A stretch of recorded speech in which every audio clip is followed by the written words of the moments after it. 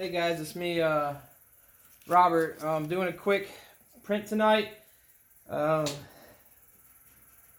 This order right here, I think 30-something t-shirts. Black back, black front.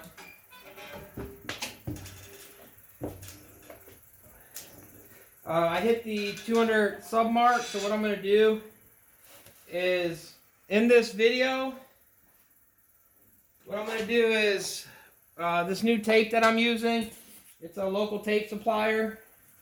So what I'm going to do is, I'm going to give a roll of tape to the top 3 people that I draw. So if you want to be entered in the drawing for some tape to try out,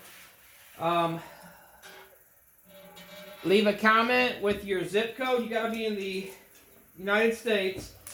Leave a comment in the a comment that you want to be in, and then leave your zip code in the box in the comment so I know what city. And then what I'll do is I'll do a drawing later this week and draw three names, the top 3 people. They'll each get a roll of tape. Thanks for helping me get to the 200 subs, guys. My next mark is try to hit 500 sometime next year. So that's the goal. Hit a like, subscribe to this. If you guys have any questions or comments, leave them below and just let me know. And I'll try to answer them or make a video on whatever you guys need. Just let me know what you guys want to see or what you guys want to learn about or any questions you guys have for me. The tape that I'm using, it works good. It's about like the 369 tape. About the same price, I think a little bit cheaper actually. So the price of the tape, it's kind of hard to beat it. For what it does. The other thing too is you can use it for shipping tape. So if you have to ship the shirts or anything, you don't even like the tape, you don't want to use it on the screens or anything, you can use it as shipping tape. It works good for that. We use it for everything around here. It's nice to have all the other tapes and all that stuff. A lot of that tapes aren't cheap and adds up really quick. And you can get away with using just like this kind of tape to do whatever you need. And it will save you some money as you're screen printing. The big thing when you screen print is you just don't want to undercut your price so low that you're not making any money. So you don't want to like set your prices just because your competitor has a set price. You don't want to put your price that low. You want your prices to be enough where you're making money.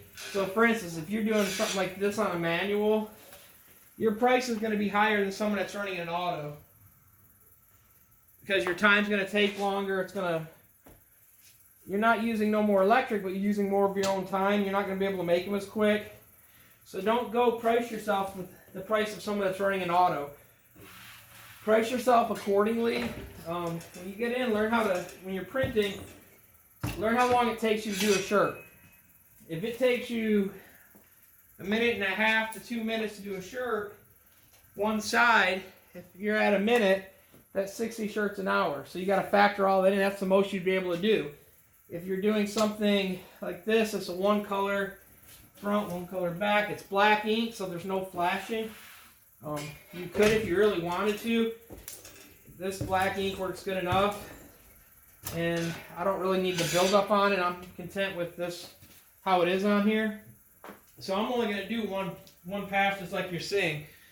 If they needed white, I'd do a print flash print just to get the white to be that really bright white. But learn how many it takes you to do an hour so when you're calculating your thing, because when you're starting out, you're not going to be able to work as quick as someone else. So you want to be able to pace yourself, learn the time it takes you and all that, and then factor in all your expenses. There's money in everything. For instance, when we print, we don't charge our customers setup fee or a screen fee. A lot of people do. And that's fine to do that. I would actually suggest doing that. What we do though is we factor it into our cost. So we're still charging them, they're just not seeing that price.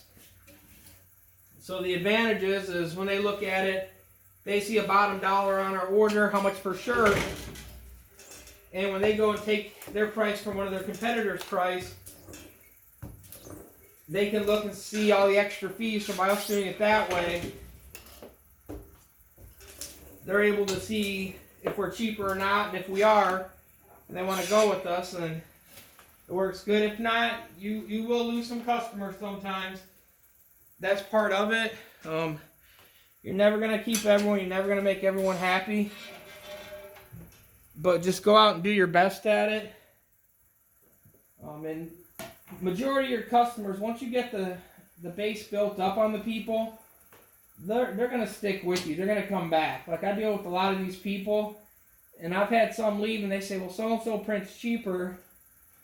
And then they come back literally the next week, and you ask them what happened, and they find out that they didn't meet the time frame, they didn't like the quality. There's always something that you'll lose. Like, we had one customer, and he was a really good customer of ours. We printed a lot of gym apparel for him. Well, the problem was with him is he wanted things yesterday. So the problem was, when we were running a lot of this stuff, the stuff that he wanted too was like your Next Level, your Bella Canvas, and he wanted every size. And if you guys buy that stuff, you know there's a lot of that stuff that they don't have in certain sizes, or they've got to come from a different warehouse. And so we ran into the issue that he wanted stuff in less than a week. He didn't want to pay a premium, so that was one of the issues. The other issue was too, is getting a lot of that stuff. It wasn't in my next day shipping zone. It was out in like California. So I was about 5 days out on an order on some of them just to get a shirt in. So we lost him over that. The thing is he did come back after though. He left and he said it's business is business. He had to find someone that could get them done quicker, which was fine. In the big scheme of things, he ended up coming back because no one was going to cater to him that much for the order size that he had, the time frame that he wanted, and the ones that were, they were charging him almost triple what we were. So what happened when he came back, we changed our date even more and pushed it back just to not deal with the headache. And he still orders with us, but it's one of the things, that's what you got to do sometimes. Don't let the customer boss you around. Just because they need something. If you can do it, that's fine, but don't let them expect it to have something in 2 days, unless you're wanting to do that every time, or you're going to charge them a premium.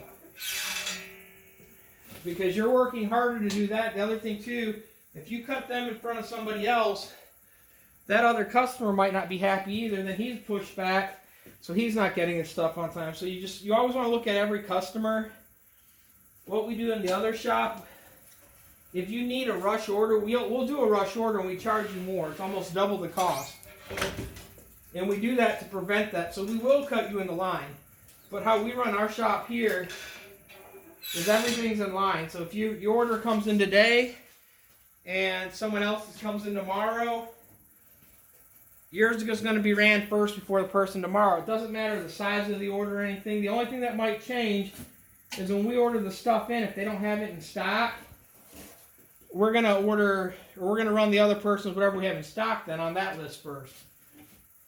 The other thing too, for people in the colder climate, it's not fun printing in the cold weather, but as you can see my breath right now. Right now it's 30-something degrees in this shop.